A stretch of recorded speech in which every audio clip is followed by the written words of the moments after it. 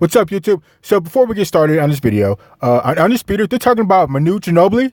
He just retired from the San Antonio Spurs. So let's see what they have to say about that.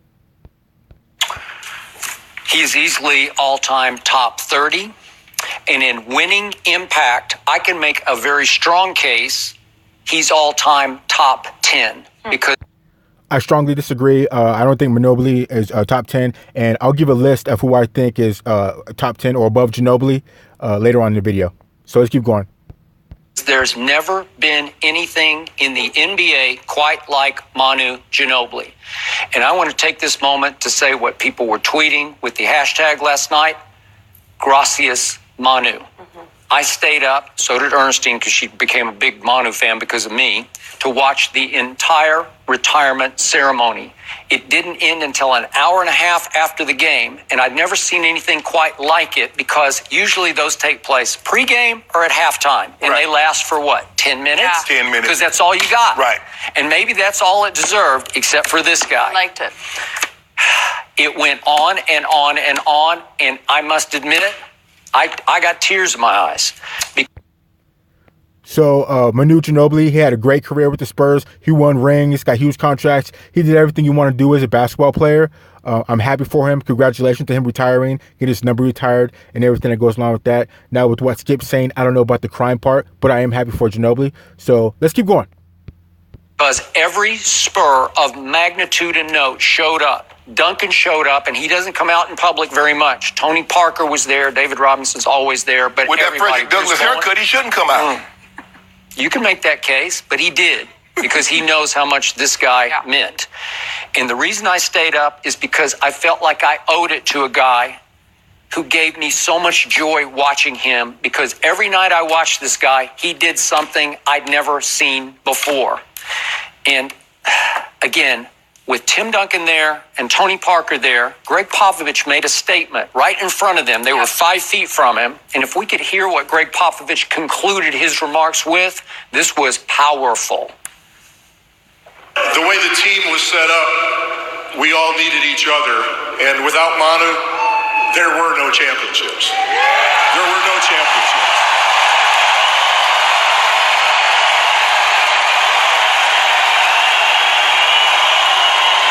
He said that right in Tim Duncan's face. And Tim Duncan is known as obviously the greatest Spur. Known as, he is. But the drop.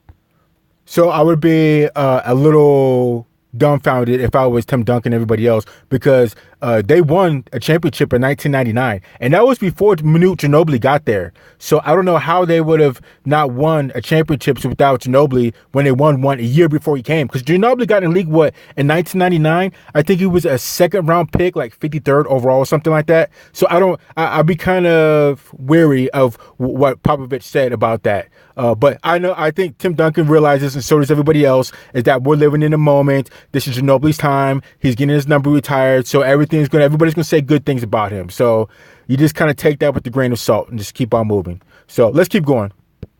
Driving force was Manu Ginobili. And Pop also made another strong statement that he's made before. But he said, even though Manu wasn't quite as, he used the word quite as talented as Michael Jordan or Kobe Bryant, in winning drive, in intangibles, in competitive will, he said he was right there with Jordan and Kobe and Magic and Bird. And Greg Popovich doesn't make those statements loosely, recklessly. He meant it. And all I know is that of the 132 players in the history of the NBA who have played at least 1,000 games, Ginobili has the highest winning percentage of 72%. Name them all the greats. The guy who won the highest percentage of games over his whole span of his career, Manu, was 72%. He won a EuroLeague title before he even came to the States. He led Argentina to a gold medal in 2004. Well, you can make a case because that Argentine team beat our team 89-81, and our team had LeBron James and Allen Iverson and Dwayne Wade and Carmelo and Amari, and that guy Tim Duncan was on our side that day. And when The two teams played again in 2008. Dwayne Wade was on that team, and they had some video from him last night, and he said he got a scouting report on Argentina. And he looked down on Ginobili's scouting report, and it said that Manu Ginobili was the second best two-guard in the National Basketball Association. This is an Olympic scouting report. And Dwayne said, I was hot. And then he said, I sat back and I thought, yeah, to Kobe, obviously. Sure. He said, yeah, he's right. That's right. So that is true, everything that Skip is saying. But also look at Ginobili's team. Look at the squad that he was playing with to help him get that winning percentage. I mean, he played with Tim Duncan, one of the best power forwards in the league or of all time. And then you have, Tony Parker. He played with David Robinson. So he was playing with some hogs that help him get that winning percentage. But I don't want to take anything away from him, but I just would like to look at the whole picture. So let's keep going. Right. And I got to push myself to show him that I'm better than he is. And Dwayne said that Manu pushed him as hard as anybody ever pushed him. And Popovich then made the point that the key to the championship run with Ginobili, they'd won one before him in that strike-shortened year in 99 with David Robinson, Tim Duncan. But the key was that Manu Ginobili had the humility to finally grudgingly agree with Popovich, you come off the bench. Because if you come off the bench, we will devastate people in the middle of the first quarter when they're starting to get tired with you coming fresh. Right. And he said it was the essence of how they won 4 championships is that he did that. And now coming off the bench, quote unquote, he's going to be a slam dunk. I don't even know if they have first ballots, but he is a shoe-in Hall of Fame. Yeah, because they can start counting towards the Hall of Fame when you start dribbling the basketball. It's just not the NBA. Okay. You know that, Skip. It's international play. So who brought the Euro step to America? That guy did, Manu Ginobili. That hammer pass that LeBron takes credit for, Ginobili invented it. It's the one where you throw it from corner to corner all the way up the baseline.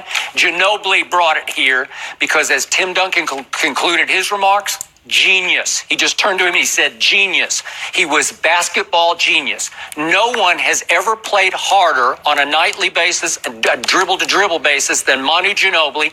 Nobody's played with more creative flair and fire than Manu Ginobili.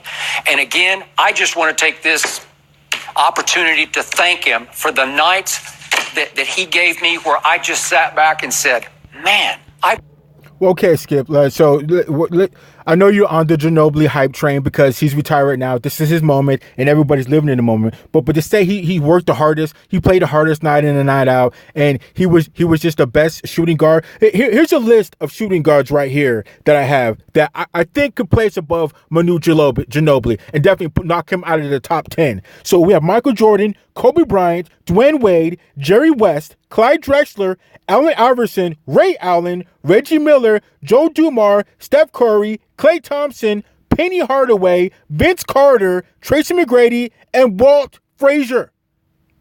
Today's Walt Frazier's birthday, as a matter of fact. Don't ask me how I know that. But all those guys, I would definitely put, if not, be on same par with Manu Ginobili. So when Skip calls him a top 10 or top 30, especially top 10, the guys I just mentioned, I could probably argue would be above Manu Ginobili. I'm not taking anything away from him, but let's just not get carried away. So let's keep going.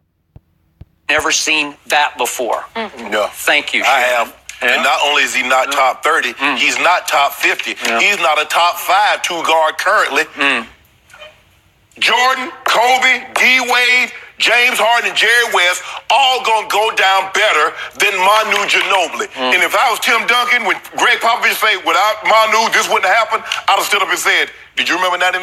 Because it happened. And guess who was the Finals MVP? That would be me.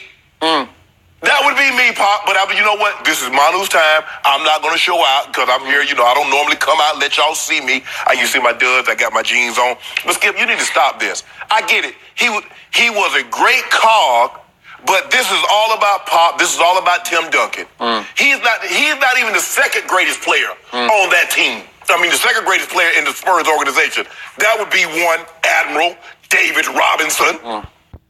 Very true, Shannon. I do agree with that. Let's keep going. And is he better than Tony Parker? Okay, you want to say he's better than Tony? Tony did win a Finals. Yes, and that would be subjective if Manu Ginobili is better than Tony Parker. That would be a very subjective conversation. So let's keep going. MVP. Are we gonna count that? That means something, right? What about old you know the guy this many. He wore this number jersey. 2-time Defensive Player of the Year, Finals MVP, twice All-NBA player. Quit on. So I think he's talking about that guy in Toronto named Kawhi Leonard. Kawhi Leonard plays in Toronto.